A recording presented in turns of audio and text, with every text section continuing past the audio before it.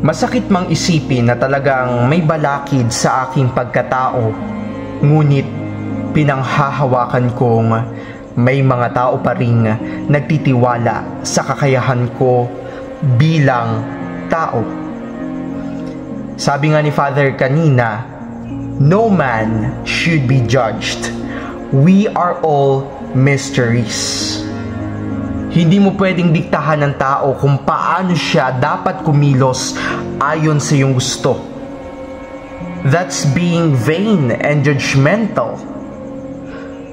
Gaya ni Jesus, siya ay hindi kinilalang Mesiyas ng mga taga-Nazaret sapagkat alam lang nila na siya'y anak ng karpinterong si Jose.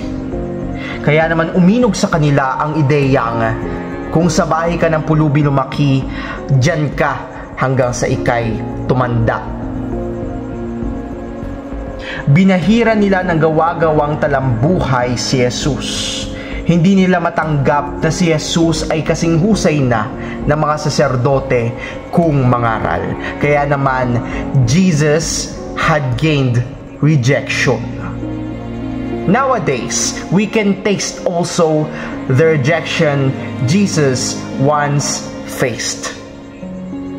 Maraming sabi ang mga tao sa ating estilo ng pamumuhay,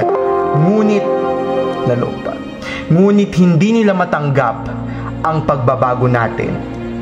Tanga-tanga yan kumilos nung kami magkakasama pa noon.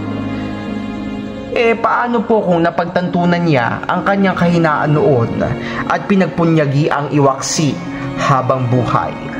Paano rin po kung nakapag-aral na siya ng mabuti para maging mahusay siya ngayon?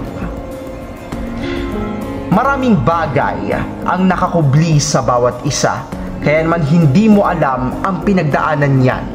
At hindi mo rin alam kung gaano yan kahusay kung itutumba sa iyong bilang puspos ng halimuyak ng asupre. Kaya naman, huwag kang close-minded.